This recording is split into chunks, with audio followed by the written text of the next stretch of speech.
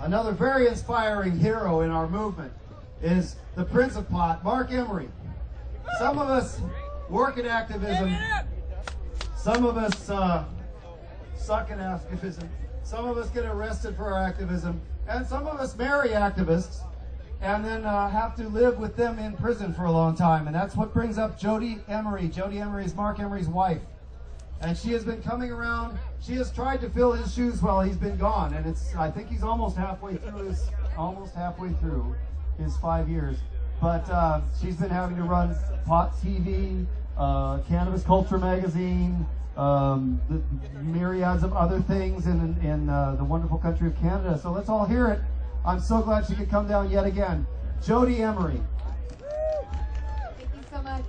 Happy Hempfest, everybody. Welcome to Seattle's most amazing, enormous event. This is one of the largest gatherings of pot people in the world. And you get to say, I was there.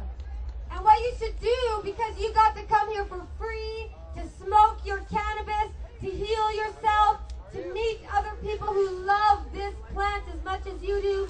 You get to come here for free, but these people put it on for you with thousands and thousands of dollars, hours and hours of activism, and they deserve your support. So, give $1. Give at least $1. 300,000 people will be walking through this park over the next 3 days. And if you each give $1 back to Seattle Hempfest, you're saying, I support the cannabis culture, I support the pot people, I support legalization, and this is an example of what freedom looks like. So Seattle Hempfest, keep going, 21 years now, and we're going to see it continue. And there are a lot of activists out there, and one of them is my husband, Mark Emery. Back in 1994, Mark Emery, a Canadian, decided to sell marijuana seeds to people all over the world, anyone, anywhere, to get their medicine, to buy their own and produce their own amongst each other instead of with the gangs. And Mark said every dollar you spend on marijuana seeds will go back to marijuana legalization. And he was called the Prince of Pot by CNN, and the rest of the world followed Mark Emery as he made marijuana literature legal in Canada, as he made seeds available to people in Canada and worldwide, as he started a revolution, which he said was to plant the seeds of freedom and overgrow the government. Grow your own medicine, free yourself. Mark Emery donated over $4 million to activists in the United States and around the world, ballot initiatives in Colorado, Washington, D.C., medical marijuana cases throughout the United States. The U.S. Marijuana Party and individuals fighting for freedom received seeds and millions of dollars from Mark Emery. He gave it all away. He gave every dollar away, and the Drug Enforcement Administration in 2005 said that Mark Emery had to be arrested in Canada, in his own country, and brought down to face life in the United States federal prison system.